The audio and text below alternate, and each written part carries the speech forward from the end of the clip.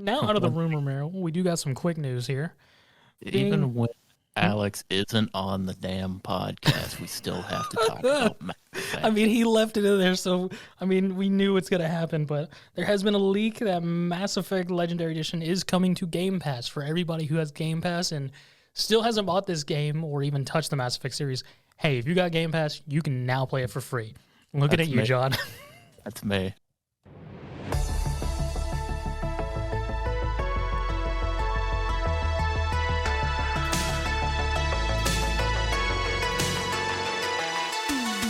Hello, hello, hello. Welcome to Lighthearted Gaming. As you can tell, we do not have Alex this week. It is just myself here to be running host show for once, not on cameras.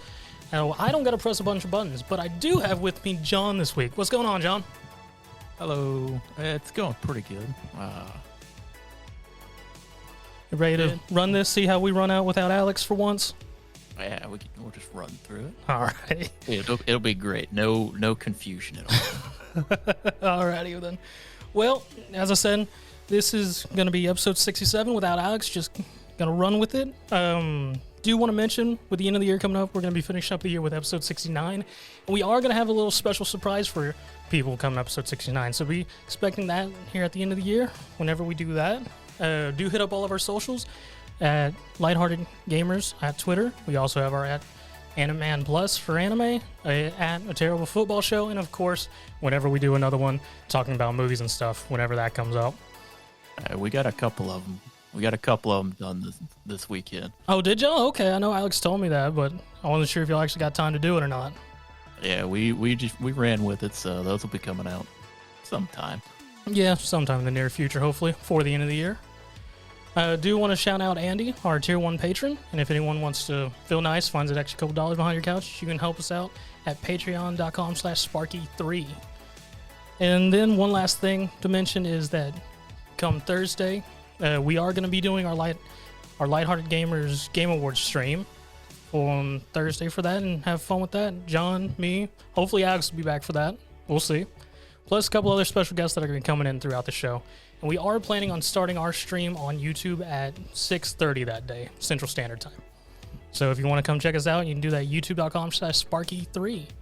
But with all that said, I'm going to go right into it. We got a couple things. You got anything from this week? John, you want to mention anything you saw? For me personally, it's been a bit of a quiet week this week. Really? Yeah. I've mostly just been stuck on TFT for the most part. Yeah. Pretty much been my last week or so. That's about where I've been. A couple little other things I've seen. Have you seen any things on the Dragon Ball Z Time Raiders? I haven't looked into that at all. Yeah, because I don't know if you did, but I tried to sign up for that beta thing, and it's been going this week. People have been playing. I've seen a couple things pop up for it. No, that's one of those ones that I think when I looked at it initially, I was like, okay, cool concept. I might stay away from this one. See, I did look into it because they did actually release a mechanics video, and pretty much it is the Raider, which is Cell, Freezer, Abu, starts at level 1. And they have to go around killing either players or NPC civilians to gain XP to evolve. And more or less each evolution, they have different skills. Like, it mostly showed off Cell, so he starts out as his little, like, insect larva form, eventually going into Perfect Cell. So the new evolve. Yes. Pretty much, actually.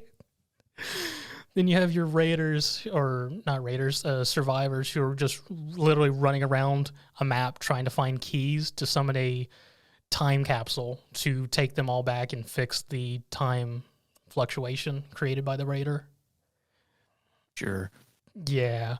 And it's a whole thing of where as the raider evolves, they get to blow up a section of the map. So a section just disappears every time the raider evolves. And then even the time machine, the survivors have to defend it from the raider who can destroy it. Okay. Yeah. Yeah, that definitely seems more up your alley. Yeah, it definitely is. And then there's a whole weird thing where you can find the Dragon Balls and summon Shinron to make you either, because I forget what it's called at the moment, but more or less survivors can find dragon power, which allows them to turn into a Saiyan. And it's really funny because it's literally one of the Saiyan's bodies. I think it's either Piccolo, Goku, or Vegeta, just with the generic civilian's face on the body. This is like, it sounds like 4 different games in one. It really is. And it's just so ridiculous that I'm just like, might be absolute trash, but it'll be entertaining at least for like 1 or 2 times. Only hearing your description here, I couldn't have told you what type of game this was supposed to be. It's honestly reminds me a lot of Death Garden, which was the second game done by the team that did Dead by Daylight. It's a lot more like that, where, and the game's unfortunately shut down now because they couldn't get a following for it. More or less, there was a killer and then survivors. Survivors could sort of defend themselves versus these killers, and the killers just were hunted them down in an arena-esque thing. It reminds me of that. I don't know if you ever looked into it or not. I honestly didn't know that was a game until you just mentioned it to me. Yeah, a lot of people missed it. Really could have been fun, but oh well. It's dead now. Can't do much about that. But we do have a couple things in the rumor mill this week. Speaking of multiplayer games, the Resident Evil Outrage has reported to be possibly canceled. And that was that Resident Evil multiplayer game we got heard about like a year and a half ago. Do you even remember anything about that? I vaguely remember it, and I mean, I'm sure there's people who are disappointed to hear that. But I don't know, Resident Evil and multiplayer doesn't really go together, at least in my mind. Yeah, because the only big one they had was Raccoon City Umbrella, and nobody really liked that. Yeah, it's like it's something it's one of them things that sounds good, and then when something comes along that tries it, everybody's like, okay, maybe this wasn't what we actually wanted. This isn't what Resident Evil now. But one thing I am sort of hyped that I hope actually comes out of the rumor here is Bioshock 4 news, of all things, because I need a new Bioshock game after freaking Freedom City in the Sky. But it's supposedly rumored Bioshock 4 setting and time is going to be potentially in the 1960s era in an Antarctica-esque city. So, I mean, I'd be very curious about that because it's been Under the Sea, Atlantis, and then pretty much Olympus. I think that's actually what it was called in the third one. I can't remember. It's been so long since I played. So now going to an ice city would be interesting for me, at least. I'd be also curious what kind of plasmids they'd use. Yeah, I could see people like Bioshock fans being excited, not only for a new game, but just different setting in general. Yeah.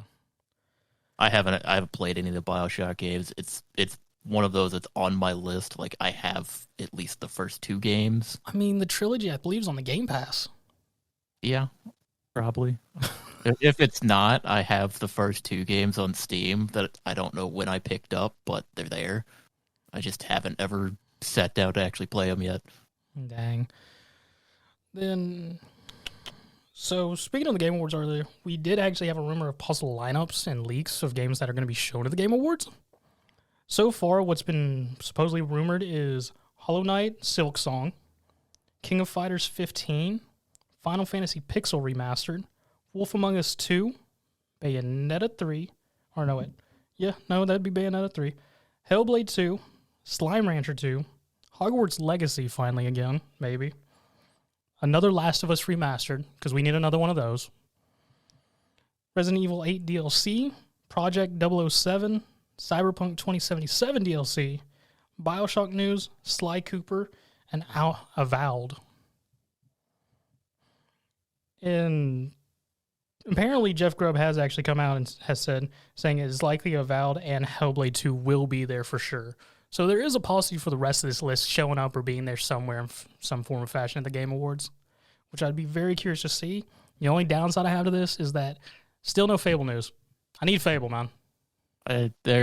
We might hear about that again at some point. That also might just be something that they said, and then they're like, oh, shit, now we have to make it. They killed my Fable Legends right before it was going in open beta. Screw you, Microsoft Studios. I love you guys, but you fucked up there. Honestly, of the list that you just went through, for some reason, the one that sticks out to me is Wolf Among Us 2.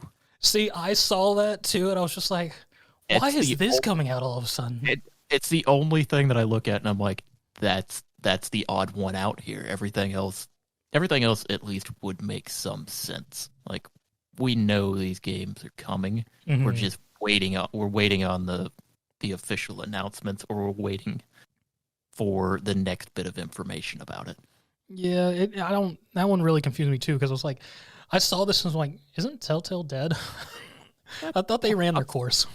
Yeah, I thought these style games were pretty much gone, other than the Life is Strange. Yeah, but I mean, we only got a couple days from now, so we'll find out how correct this list is, and maybe we'll see a couple things pop up on Twitter and whatnot before then.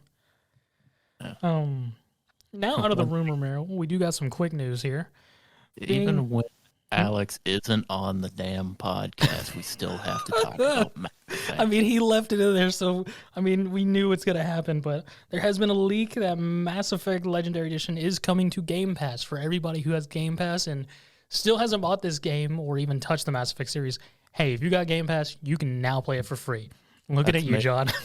That's me. No, I had seen this. I had seen the rumor of this like a month or two ago that it was coming out. So I was almost convinced to buy it around Black Friday because there were some good deals on it. But I was like, I don't want to buy it, and then the announcement immediately come out that it's coming to Game Pass.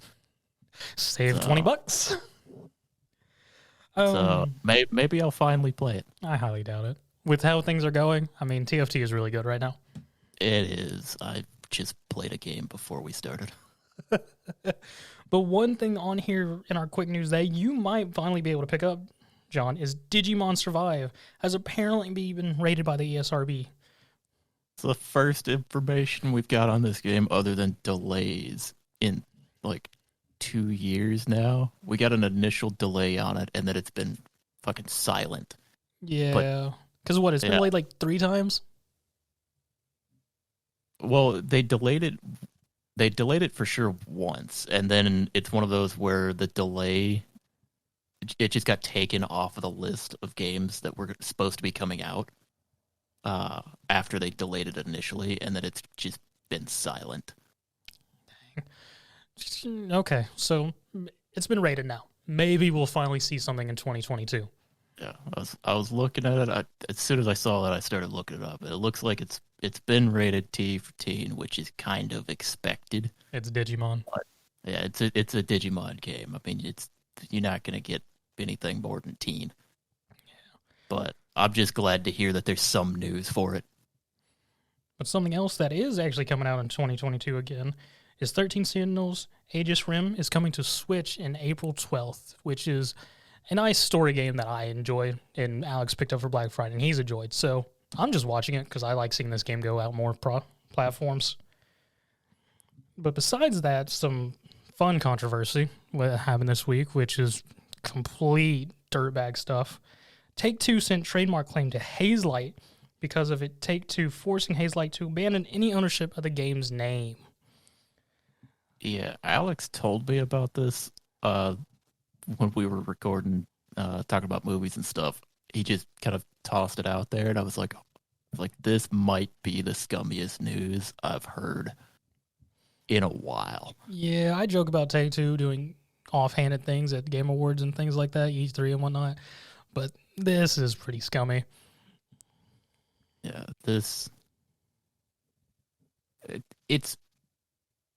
it is scummy, but I think the word I would probably use is it's more petty than anything. Yeah, I think that probably fit it better just because of the whole situation, because there's honestly really no reason for him to do it. No, this is just this. They're looking at it going, oh, this game's popular and it kind of has a name, or it has the same words that we have. So if we can fuck this over somehow, we might as well. And snag it, yeah. I mean, hopefully Take-Two doesn't end up taking that over and our other company can keep it and Take-Two just gets sort of shat on for this one. So I don't know what's been up with this year, John, but apparently this year's the year for random updates for old games. A couple weeks ago, we had a Lord of the Rings update. Now we got Kingdoms of Amalur getting a random expansion after almost a decade of the game being out and even getting a remaster.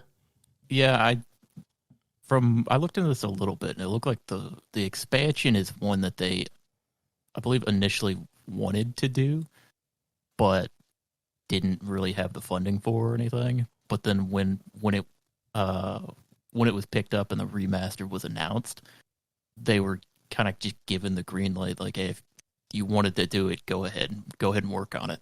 Yeah, because I remember this when the game originally came out back on 360 PS3 era, that there was a supposed DLC and it just never came out, which the DLC is called Fate Sworn, and it's supposed to come out here this next week on December 14th. So, I mean, I'll be curious to see how it comes out. I'm a big fan of Amalur. Enjoyed it during its original release. Played it again during its remaster. It was still very fun for me. Yeah, I've never made it through the game, mostly because like I'll start it up and then I usually end up starting it up right when like a big game I've been waiting on comes out, or like something I've been waiting on kind of drops, and then I immediately shelve it.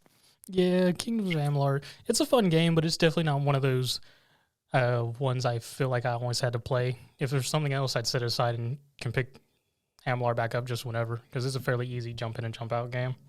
Yeah, it's that everybody has that game that's like you keep trying to play it, but something else takes its place. Yeah. And I think that one's been it for me. Well, something else that's coming out soon that a lot of people can try and pick up if they've never had a chance to start it. On Nintendo Switch Online, first update to their 64 catalog's coming of Paper Mario, the original Paper Mario for 64, will be on Nintendo Switch Online come December 9th, or December 10th, actually. Well, it's nice to see that they're starting to release some of the games they've talked about in a timely manner, at least. Yeah, honestly, it is a pretty quick turnover. But they did say Paper Mario, and I think a couple others that were going to be pretty quick. Be just curious to see if they are going to continue to just release one at a time, or if we'll get any sort of batches later on. I think for the initial ones, like the ones that they had already said, like these ones will be coming, I think those are going to be like one at a time drops, Yeah. and then we'll probably end up with a random Nintendo Direct that drops like 10 games or something. It's probably something like that. But something else that is dropping here in this next week for Unite, which I don't think any of us have touched in a week or so, Serena will be added to the roster come December 9th for anyone who's a Gen 7 fan of grass Pokemon. I had never heard of this Pokemon before, and I looked up with Alex, and all I said was, that's just a higher evolution carnivore, isn't it? Well, I've only, like, I had seen Serena before, never really thought anything of her. The fun thing isn't Serena going to be an all-rounder too? I believe so, yeah. That not what I initially pictured when the announcement had come out that they were going to be releasing Serena. Mm-hmm. I was thinking maybe like Attacker? like sort of, yeah, default attacker if you don't know what it's going to be. It's like attacker. It's like maybe something like support or something. Like you could any like grass type you can throw as a support for the most part. But I was like, it'll be interesting. It's like it's at least adding to the small pool of all rounders. Yeah, finally see a new one after almost half a year of the game being out. Yeah. But here's an interesting thing that came out this year. So people still having difficulties buying PlayStation 5s and Xbox One Series X's or Series S. I've got my consoles confused. But the new Xbox. So in the U.S., there's currently a bill being pushed out, signed into law, that'll make bots targeting game consoles illegal to use, being donned the Shopping Grinch Bots Act. And I find this funny because, first off, the Senate's taking notice of how bad a pain in the ass it is to buy consoles over in the West and probably just anywhere. But from the little quote that was said, the senator who was proposing the bill said that everyone else should join me so hardworking families can get a hold of these consoles for their families and kids. And all I could think of in the back of my head was, so this guy got screwed over by bots, right? Yeah, this guy tried to buy one and it did not work out. Funny thing about this being mentioned, I actually know someone who had a family member get, like, I think it was a PS5, bought it from a scalper and paid way too much money for it. Oof. Yeah, no. That's not great to hear at all. But I mean, honestly, I joke about it, but this is actually a good act for us over here in the US at least. Maybe here in the next year we'll get a chance to buy one easier rather than having to friggin' night stalk Twitter for restocks and stuff like that. Yeah, it'll be nice to try to find one from somebody and not see a price tag of $1,500-$1,600 for these consoles. Yeah, it's ridiculous. I mean, I'm super happy this generation hasn't been a straight push into next generation. Yeah, well, it's like you said, it is nice to see that this problem is being acknowledged in some way by people that can make the change. Mm-hmm. Now it's just a matter of seeing if they actually will and enforce it. Yeah. But some other news that's come out is CD Projekt Red details. The Witcher 3 for next gen is on track for Q2 in 2022. For everyone that wants to see Witcher 3 in that nice 5K consoles, supposedly 5K screens or whatever. Cyberpunk 2077 expansion still in development. That's great, considering we're going to see stuff for it. Hopefully it's not as tarnished as what we got. Also, next-gen and major updates for all platforms on track for Q1 for Cyberpunk. I'm not happy by that statement, but hey, Cyberpunk. Plans to introduce multiplayer for the Cyberpunk and Witcher franchises gradually, and studio expansion plus exploratory work on new projects. I'm not sure how I feel about the multiplayer part. I mean, Cyberpunk, I could see it. Witcher, no, I'm not so keen on. Okay, even Cyberpunk, I don't really see it. These are two games that don't seem like they would really fit in a multiplayer environment that are getting multiplayer. Like, why of all games would these two get it? I mean, it's the only two real big games of CD Projekt Red, so they really don't got anything else to run on unless this new projects they're looking at is going to be a multiplayer one. And maybe they're testing the waters with their current games. I don't know. As for the Cyberpunk thing, I could see it maybe doing something GTA-esque. Witcher, I'm really not sure. Witcher is the much weirder of the two. Like Cyberpunk, I guess I could see like basically just having the city and letting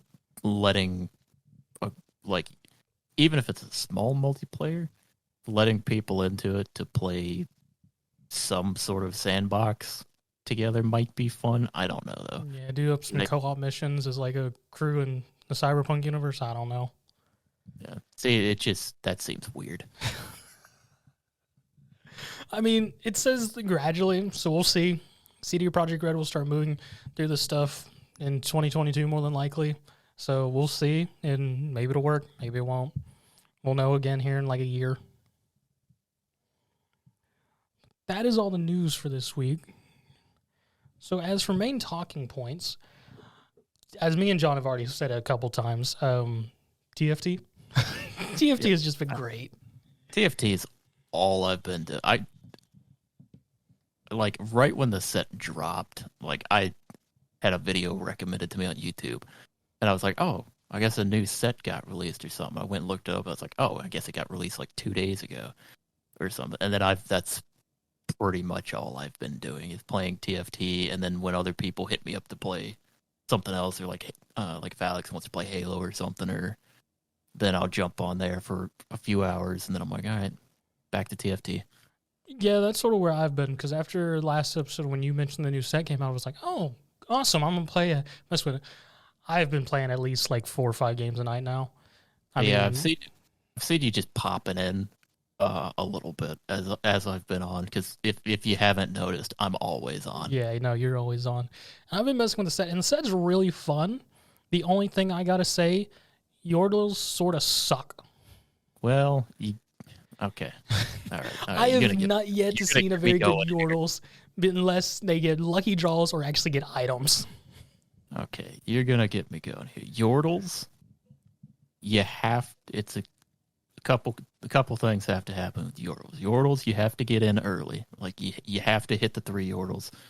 Uh, like in the first 3 minion rounds, like you've got to be committed to it 2-1, and it's better if you've hit a Vex by then.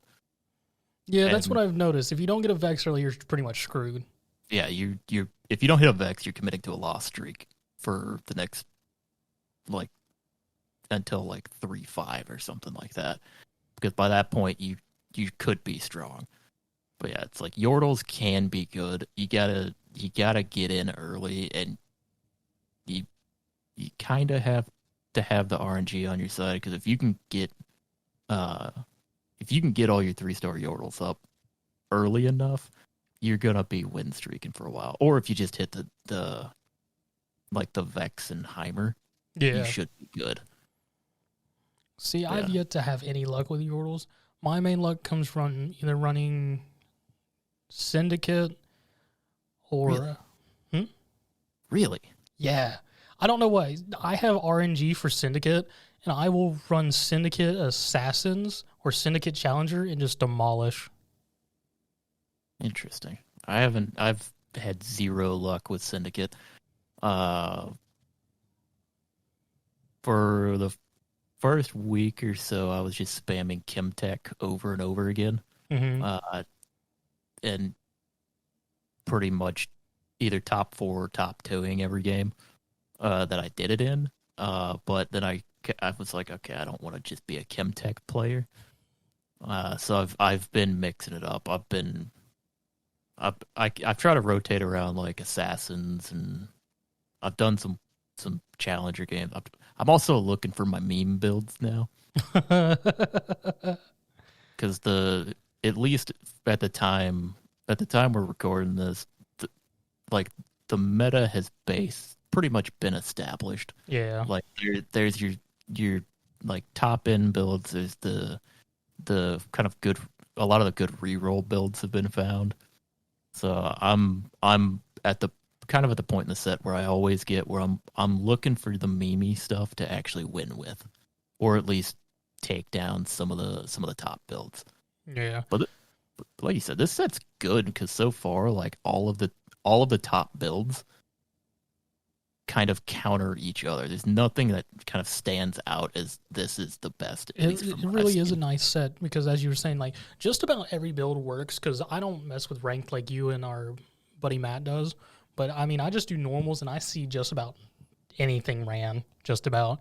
Like I'm always surprised when I see a pure anarchist team and I go, "Oh, that shouldn't hurt. God, why am I dead?" Yeah, no, like I said, I played one right before we recorded this. I got a second place with it was a bruiser twin shot mercenary game. Oh God. And I didn't necessarily have a plan as I was going into it, and then at the end I kind of just I hit a 2-star Jace, 2-star Jinx, and I was like, all right, well, let's go with this. And the rest of my team was just kind of like I had 3-star Gangplague and MF, but I did not have the items. I did not have near enough items for this team. Yeah, that's always the worst part when RNG gives you units but no items. Well, the other thing I've had to figure out a bit with the set is the augment system. Yeah, it's sort of weird. It's weird, and it's like are some that are just incredibly powerful. But then I had a period of time there where I was picking augments and then not building around them. Like I would pick like specific ones for like academics Mm-hmm. or arcanists, and then not play that type of unit.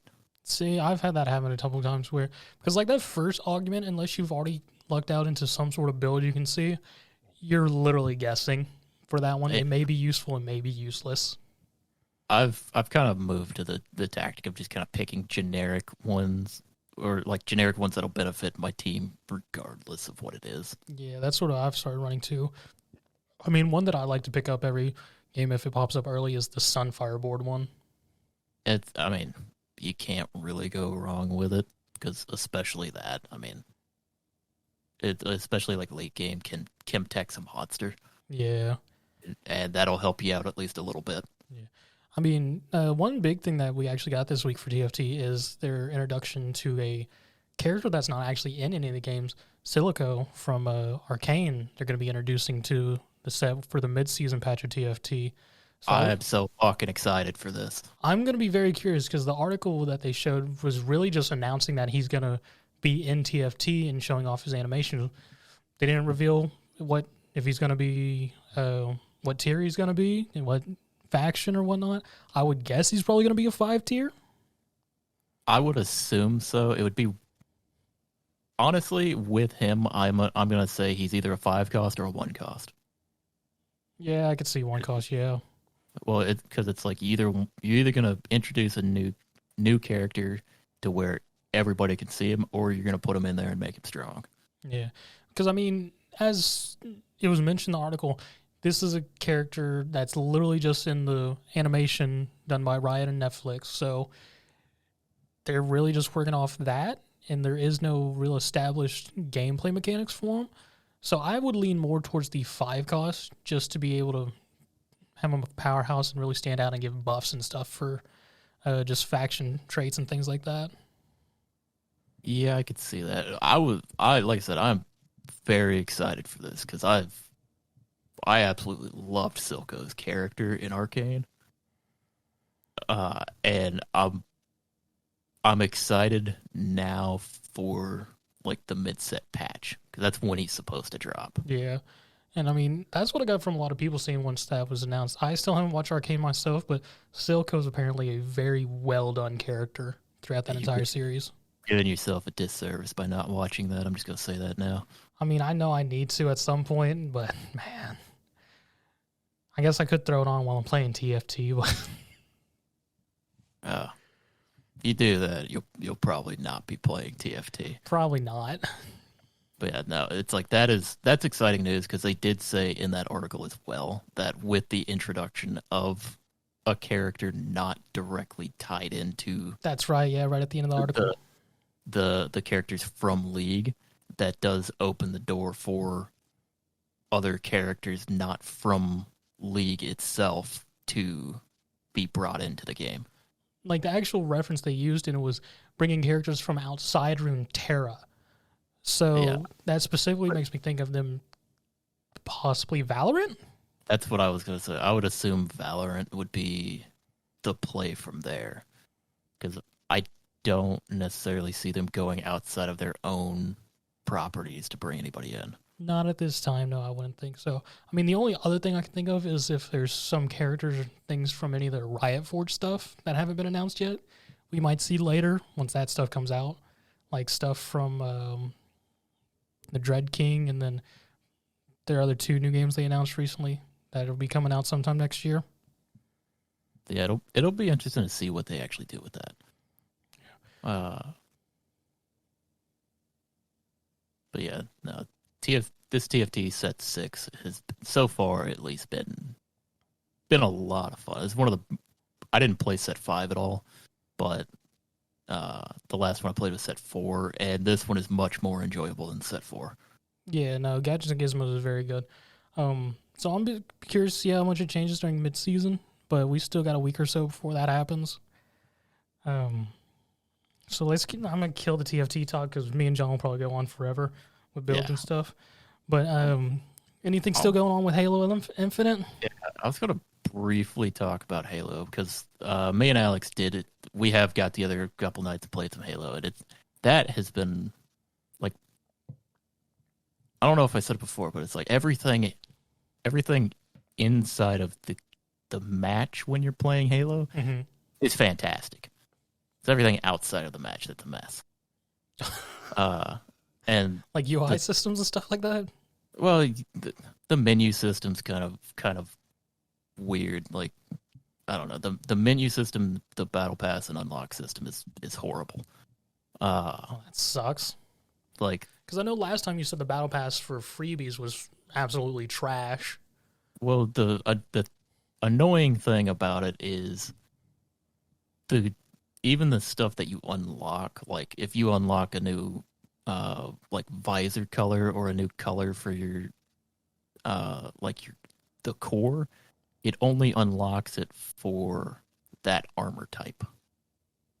So like there's different armor cores. So you have like your default Spartan, like your Mark IV or whatever it is, and then like the additional ones that you could buy, or like the one that they had a free event running, and there was like a samurai armor you could get for free. Okay. Which the event I'm gonna talk about in a minute, because while the matches were fun and the fiesta was fun, the challenge system is I hate the way the challenge system is done in this game. The battle pass they fixed a little bit. Like, you get, for the first 6 matches of the day, you get massive increased experience just for playing the game now. Okay. Which is they tacking that on like it's like, here, we're listening to you. It's like, no, you just made it shit in the first place. Yeah, that's what it sounds like. But like the event was its own little battle pass, and it's free. You don't have to pay anything for it, and you do unlock a new armor core, which is the samurai armor. And you unlock it early at level 4, and all you have to do to go up a tier in the challenge battle pass is to complete one of the challenges associated with it. The problem with that is, if you're not playing and completing like 20 challenges a week or something, like if you're jumping on for 2 hours in the evening and play a couple games, you're never going to complete it, because it's like we were playing and the challenges for the event they get incorporated into your weekly challenges, which if you pay for the battle pass, you get 4 challenges you can do at a certain time, or at each time. Oh, so you can only have certain active challenges? You can only have 4 active weekly challenges. Wow. And the event challenges, like when you complete a challenge, it randomly draws either a weekly challenge or an event challenge. Oh, God. And me and Alex started playing at the same time during the event, and he's like probably still like 6 event levels ahead of me, because he was getting event challenges and I was getting big team battle challenges. That sucks. Which you can, I believe you can pay to get challenge swaps, so that you could just get a new random challenge, but it's still random. It's still a random one, so it's like you have to either just swap challenges around or get taken away from the modes you want to play to hopefully get a draw at the next event challenge. Now, they may be trying to fix this at some point, but it's frustrating for the time being. Yeah, no, that definitely sucks. I mean, I'm curious why they even thought of that, because most games, especially multiplayer ones, standardly just, hey, here's a bunch of missions, they're all active, go for it. Very few nowadays go, hey, here's a bunch of challenges, here's a board you can choose to activate them, but we'll let you choose. But the fact they add a RNG to it is just like, why? Or it's not even necessarily like the RNG aspect of it. It's the limit of challenges that you can do at a time, which is, it's like, if you could just change the challenges and have them all active for the week, and instead of having it be like kill 1 Spartan with a Mauler or a Mangler in PvP, or get 3 kills with it, change it to 20 or 50 and just have it where you can do every challenge at the same time. Have them all active. That way you're not hunting down specific modes. Because it's like right now, it's like if you need to have oddball time as one of your challenges.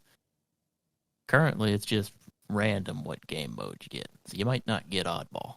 Or You need sword kills? Well, hope you hope you find or you get a map that it's a sword spawn and it's not replaced by a hammer on this map. But it's a frustrating system. But like I've said, it's like that's the annoying fact of it. The gameplay itself, everything inside of the match plays fantastic. It's the surrounding of it that's annoying.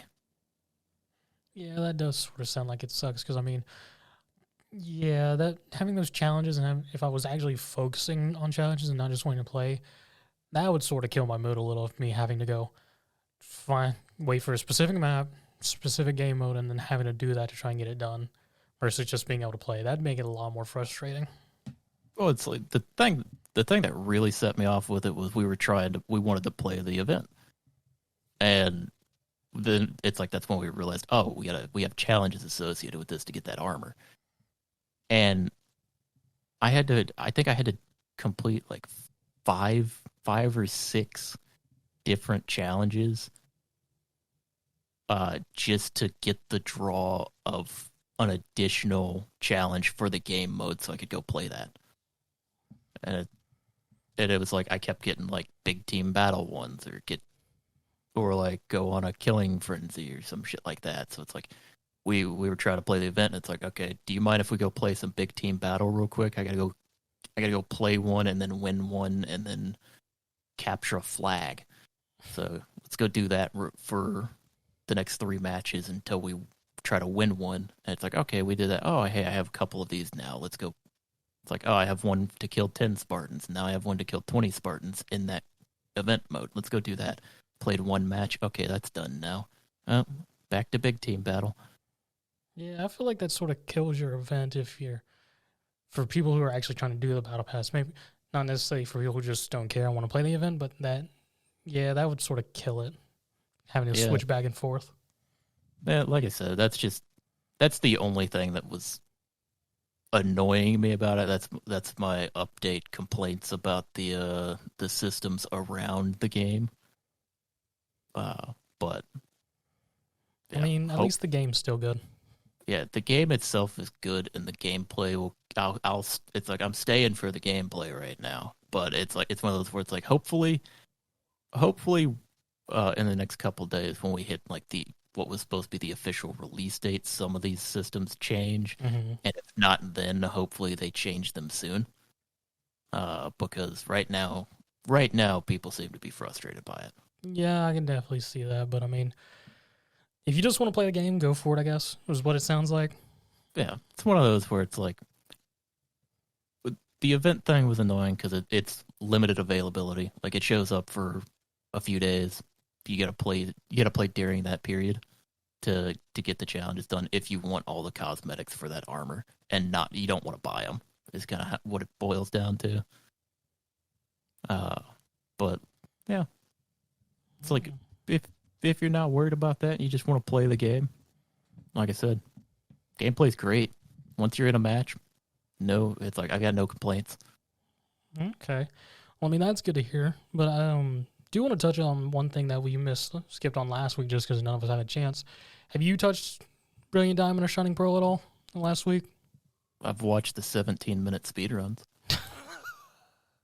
Is there really that quick of speedruns of it? Yeah, have you not seen? Oh, I haven't been. I've been sending those to Alex, not you. Dang. Yeah, no, you can beat the game in 17 minutes. See, the only real video I saw of it was Small Ant, one of the creators I like watching now, watching his completing the Pokedex within 24 hours. Oh yeah, if you haven't seen it, he did a good video showing the breakdown of how you beat the game in 17 minutes as well. Dang, is the Elite Four just open? You can entirely skip everything. There's one required battle. Wow. But yeah, no, it's I started seeing some of the speed runs. Like, I think the first speed run was like 53 minutes. That used some of the glitches, and then they just kept finding more and more. And it's like I found them from. I don't know how active he is, but I noticed one of the Pokemon speedrunners I used to watch, Worster. started he started just posting more videos about Brilliant Diamond and Shining Pearl recently, showing it was like first speed run under an hour, and I was like, wait, what's happening? And it was like every few hours he would just post a shorter time. I was like, what is happening here? Well, I mean, I guess that's good to know for anyone who just wants to real quick play it and say, hey, I've beat these games now. Well, other than that, I haven't seen much, so I was interested to hear because had you played the original games? No, I actually had never touched Gen 4 before. Yeah, so I was interested to hear what your take on Gen 4 was. I mean, I've picked up Brilliant Diamond, and I mean, I've enjoyed it. It's a Pokemon game. Because I haven't played Gen 4 before, I don't get as much of the complaints as everyone who, I guess, is super mad it's not Platinum. I mean, I've been overly enjoying it. It's been a bit different for me just because it's a gen I've never touched and just trying to figure stuff out. And I've never watched anything on it before. The most I knew about Gen 4 was its starters, and that's pretty much it. So it is a different experience for me because it's just a blind Gen 4 run for me. I don't know where things are, where I actually need to go, or what any of the gym leaders have, or even the Elite Four, other than Cynthia. Just because Cynthia is a character a lot of people attach to, apparently. Original Diamond and Pearl. Yeah, they do. Starter choice. I mean, I sort of get why a lot of people saying it's the weakest games, though, because, I mean, I've been having fun with it just because I've never played it before, but I do at times feel like there's something missing. And,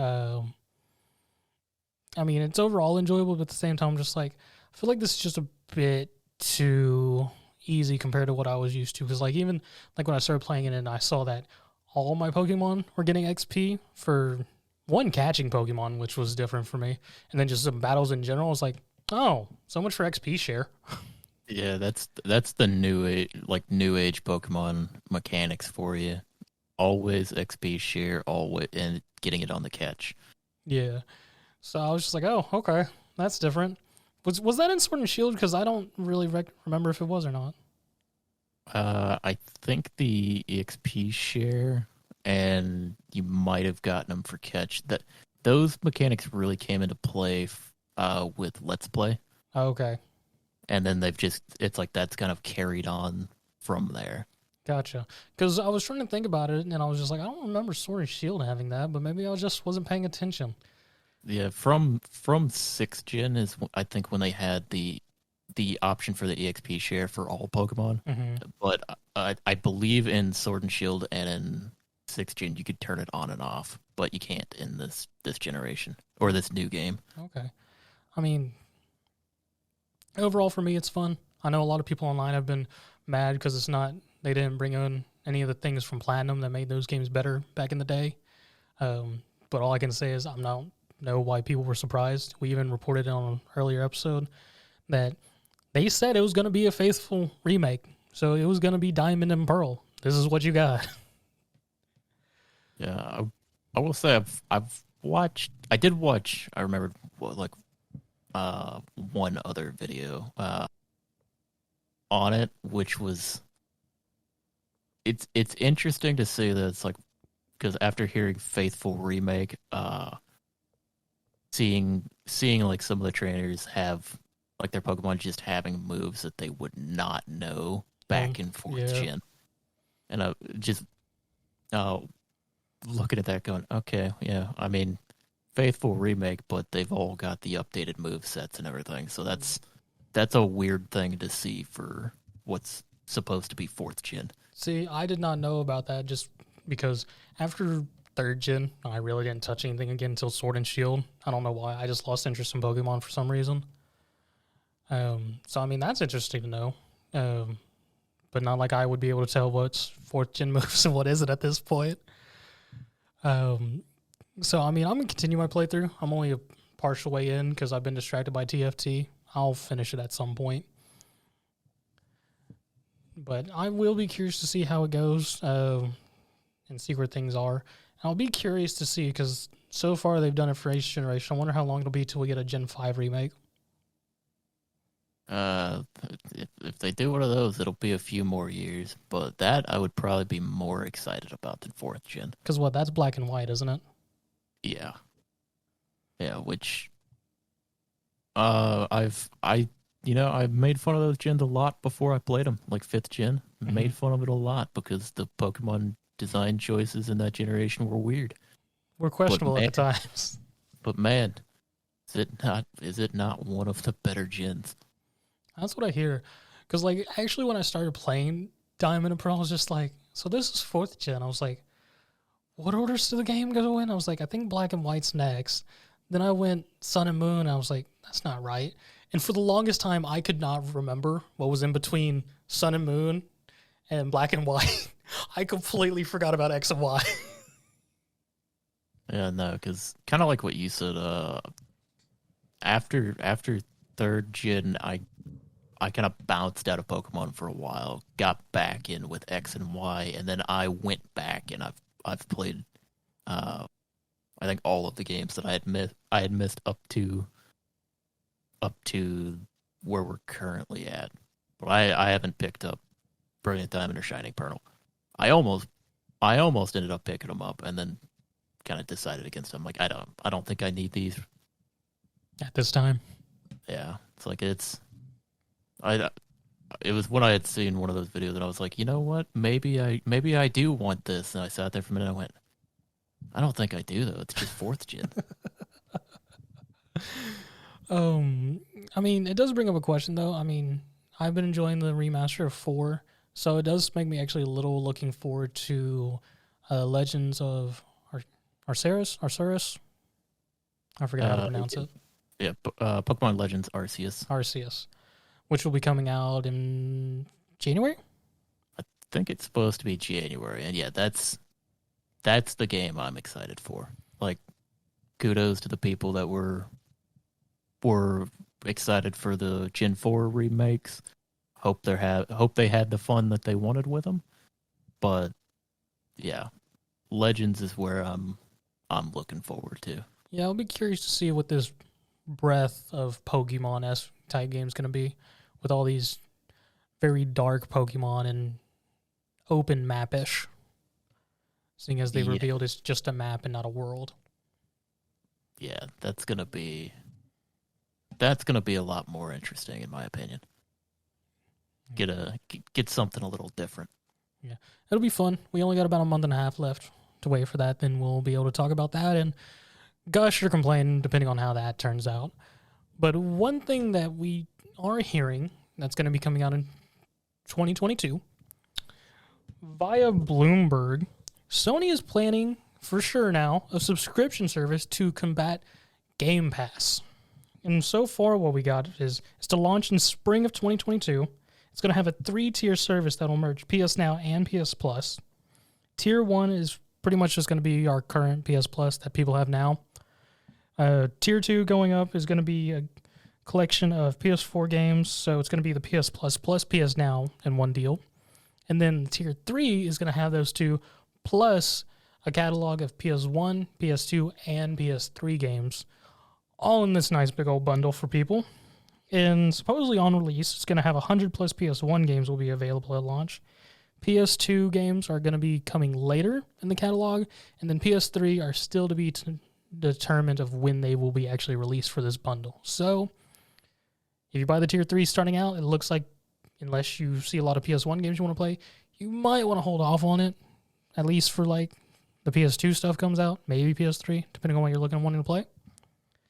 And then no new Sony titles will launch on the service day one like Game Pass, which is a slight disappointment. Yeah, a couple things with this. It's like Tier 1, just basically the PS Plus that we have. Mm-hmm. As long as they don't change my pricing for it, I'll be happy. And then the fact that no day one for new games is a bit of a disappointment.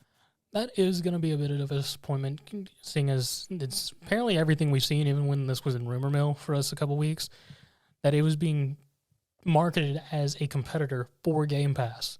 And one of Game Pass's biggest things is new games, day one, let's play. And then PlayStation is just doing a giant catalog of their games versus new games. Yeah. And the way Sony kind of operates with things like this, it begs the question of how long do they want to wait for a game to actually move to that service? That will be a good question as well. I mean, with Sony right now, I would probably guess several months. Yeah, it's like several months at a minimum is what I would say, because they're not gonna give it like release a game and be like, all right, it's been 4 months, throw it on there now, because at that point it's like, well, I mean, if it was something because that's part of the greatness about Game Pass too, is the fact that they basically put everything on there. Yeah, it's like a game you may have seen and been like, oh, okay, that came out recently. I guess I'll go ahead and jump on it and try it out because it's there. And it's like it's been there since it came out for most of these. Yeah, that is sort of a nice point above for Game Pass, at least starting out initially from what information we have, is just they do have that catalog of newer games that are out on Game Pass within, if not the first day, within like a month usually. For pretty much all the big name games that are on Xbox usually. The only exceptions are some few titles that cross over and whatnot that are new. But for the most part, like even the Yakuza games, as soon as they finally got into other platforms, they got on the Game Pass real quick as well.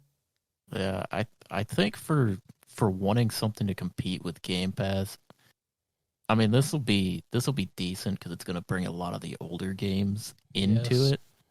I guess a lot of that's going to depend on what the pricing between the different tiers is, how much people go for it. Mm-hmm. But as far as wanting a competitor to Game Pass, just bringing it back to the day one, that's where I feel like they've kind of missed the mark, because Game Pass, it's like Microsoft drives sales with Game Pass from putting their big games on their day one. Yeah. Like you may think, okay, well, they're paying, it's like they might be paying $15 a month for it, but it's like they'll be paying $15 to play the game rather than $60 or $70 to play the game. But at the same time, even if they got it for oh, I'll get Game Pass for this one big release, they're not going to stop once they see what's in there. Yeah, no. Once you see the catalog of games, it's like you're like, well, shit, I might as well just keep this with how many games are in there. And then next thing you know, you've had Game Pass for a year and a half, and you've paid way more than that one game you wanted to play. And I mean, to be fair, I mean, Game Pass does eventually take some games off, but it's usually games that have been sitting on there for usually at least a year and a half, or just games that no one's really touching anymore. So, I mean, it is a good bargain. And the other thing with Game Pass that really, at this point in time, seems like it's going to put over the new PlayStation one is the whole Microsoft thing of crossplay. And that if you have Game Pass, you have all these games on console and you have it on PC. Whereas at Sony at this point, we still believe they may make a PC launcher at some point, but there's still no actual concrete news of that right now. So it's only on your PlayStation. So, yeah. Yeah, like I said, I think the biggest thing with this 3-tier system is going to end up being driven down by price point. Because the difference between just basically getting the PlayStation that we have now and then we've got here a good collection of PS4 and PS5 games. Depending on what games are actually on there, is it going to be worth going to tier 2 and then like having tier 3 be all of the older games? I don't know. I almost feel like that should be reversed, where you have the current or in like past just last generation consoles be the higher tier and let everybody play their old nostalgia games in tier 2. I feel like that would drive the sales better. I feel like you're right as well, but I can see the other point of nostalgia factor, because look at Nintendo Switch online thing. They got this 64 stuff at a higher just because I mean, it technically is the newer compared to the NES stuff that's on the lower tier, but I mean, it's also 64 at least for people around our generation, and I think the generation after us, to have a lot of nostalgia with 64 games. So they could definitely milk that more with Nintendo. And I feel like the same way with Sony is PS1 through 3 games. They can get a lot of people just getting it for nostalgia factor and the fact that a lot of those games are nigh impossible to find at this point, or if you can find it, some of them are stupidly expensive. Why? Because nobody's making them. Yeah, I see your point there. I guess the difference between like Sony with the way they have it, and Nintendo's just shameless about it. Yeah, Nintendo's just outright shameless about it. And Sony's more or less like, well, there's these tiers, and you get all these sets in this bundle. Yeah, where Nintendo's just like, you're gonna pay it, give us the money, and have fun. This is like your 8th time buying it. Just do it again. But yeah, no, I do like seeing the Nintendo, or not Nintendo, the Sony service coming in. Hopefully, this ends up being better than it looks on paper right now. Because on paper it looks decent, but not anything special. I hope it is too, because I mean, at one point, PS Now. I actually used to have PS Now on the PS3 era, which actually had a decent catalog of PS2 and PS1 games. But with PS4, that catalog slightly disappeared. I don't know what happened. They mostly went just to PS3 and some PS2 games and like a dispersing of PS1. But the main thing that really hurt, and it may have just been my internet at the time, was just like the stream rate of it was just not great. And sometimes I would just get cut off just because either servers being wonky or my internet was crap. Yeah, I guess that's the other thing that they would have to have with this service is the ability to just let us download the game rather than stream the game. It, like they like to do with PS Now and stuff. Yeah. Which, I mean, maybe that's the change they're going for with it, is like once you move up a tier, we let you download the games. Because as it stands right now, does anybody have PS Now at this point? I assume somebody does. I know Somebody's I don't. got it out there, but it's like they must, because you would assume Sony's got this. They're having to hold the server space for this collection to be able to stream it to people. It's like, why do that? You're already going at your attempt to copy Game Pass. Just go the extra step. Let us download the game. I mean, hopefully they do, because that would make it a lot better and probably would push people a little bit more to paying that higher price for Tier 3. If it does stay streaming and the streaming for it's not great, I could definitely see that hindering them. Yeah. But I mean, that's all we really got this week. You got anything you want to add on or anything, John? I don't think I got anything this week or to add on here. I just thought of one thing. One thing that I want to shout out just because I love this series and it's a shameless plug. Dynasty Warriors 9 Empires is coming out in February. I'm personally looking forward to that because Dynasty Warriors 9 was sort of a crapshoot when they did their open world. But during the entire time I'm playing, I was just like, this is sort of boring, but it would work for Empires. And now I'm going to get a nice open world Dynasty Warriors game where I can just go around recruiting people and taking over castles. You know what? I'll let you have fun with that one then. I said it was a shameless plug. I know nobody in our group besides me that enjoys Dynasty Warriors and that crap from Koei Tecmo.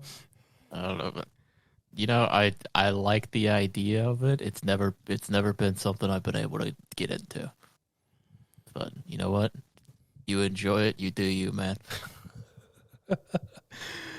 Well, if we got nothing else, I am going to say we're going to close out here. If you like the show, please like, comment, subscribe, rate, whatever your platform allows. It does help. If you are watching this on YouTube and you've enjoyed just John and me work our way through this without Alex, leave a comment so we know to kick out Alex more so we can make this better than any other episode. And hit that subscribe and let us know. And if you actually want to know when we upload stuff, like this episode, Animan News, Animan, if we ever get those talking about movies and stuff episodes out, you can hit the bell. It'll let you know whenever something pops up. And you can do that at youtube.com/Sparky3. You got any final words, John? Nah, just guess I'll see you guys on Thursday for the Game Awards. Yep, got Thursday again. That's going to be Thursday. We're going to be doing that at our YouTube channel, and we're going to be starting about 6:30 Central Standard Time for anyone who wants to join us. All right, and that's going to be all. Thank you, everybody. Bye. Late.